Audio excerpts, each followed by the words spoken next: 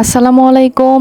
ঈদ মোবারক। কাল যেহেতু ঈদ, এই কারণে সবাইকে ঈদের শুভেচ্ছা। সবার দিনটা যেন সুন্দর কাটে। এই যে দেখতে পাচ্ছেন ঘাস কাটতিছে। আমরা আসছি ঘাস আর কি কাটার জন্যই। যেহেতু কালকে ঈদ, গরুকে তো খাওয়াইতে হবে। যেহেতু আমরা বাড়িতে চলে আসছি, এই কারণে আমরা ঘাস কাটার জন্য চলে আসছি। আর এই লাল শাকগুলো দেখে অসম্ভব ভালো লাগতেছিল, কিন্তু মানুষের।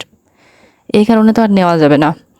তো ঘাস দেখতে দেখতে ঘাস কাটা দিকে চলতিছে, তো তার মধ্যে আর কি ভিডিওর ক্লিপগুলো নেওয়া। এখানে দেখতেছি পটল গাছে ধরে আছে, এটাও মানুষের পাকে আছে। আমার কাছে দেখে বেশ ভালো লাগতেছিল।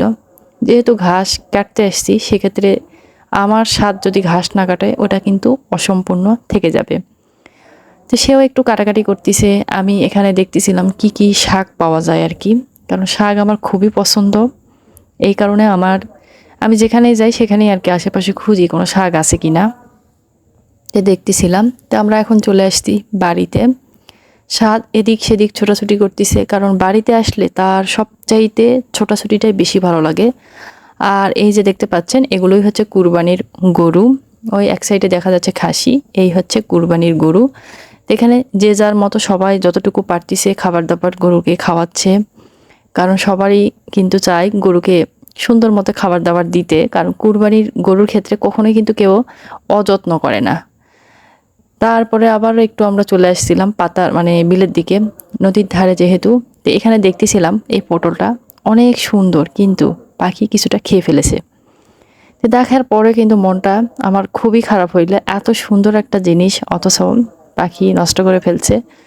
তো এখানে দেখতেছি কদর, পটল, তে ঝিঙ্গে সম্ভবত একটা ছিল দেখলাম। তো দেখতেছি নদীর ধারে ঘোড়া ঘাস খাচ্ছে, দেখে তো খুব ভালো লাগতেছে। তারপরে আমি আমার সাথকে বলতেছি, বাবা দেখো এটা ঘোড়া। তো সে মহা খুশি। এটা যেহেতু এই পাশের কারো কিনা তা জানি না, কিন্তু নদীর যে ওই পাশেও একজনের ঘোড়া আছে এটা জানতাম। তারপরে আস্তে ধীরে আমরা এখন যাচ্ছি ঘাস কাটার জন্যে। ঘাস যেহেতু আমাদের মানে দিতে হবে গরুকে, এই কারণে ঘাসের পরিমাণটা একটু বাড়াইতে হবে, কারণ যত মানে পারা যায় আর কি ঘাসের মধ্যে গরুকে এই কটা দিন রাখা দরকার। এই কারণে এই হচ্ছে ঘাস কাটার অভিযান চলতেছে, কারণ ঘাস তো কাটতেই হবে, এটা তো বন্ধ রাখা যাবে না। তা আমরা কাটার জন্য মূলত আর কি এই জমিতে আমরা চলে এসেছি। তো এই জমিটা আমাদেরই, ঘাস চাষ করা হয়েছে গরুর জন্যে।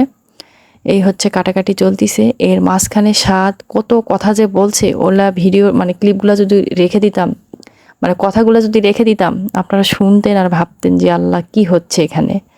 তো যাই হোক, অনেক কিছু হয়তো বা বলে ফেললাম। সবুজের মাঝে বসে থাকতে যেরকম ভালো লাগে, সবুজের মাঝে কিন্তু চোখটা বন্ধ করে জোরে জোরে শ্বাস নিতেও কিন্তু আমার বেশ ভালো লাগে। এই হলো অবস্থা। এই হচ্ছে সুন্দরী পটল, আমার সাত বাবা। এই হচ্ছে অবস্থা।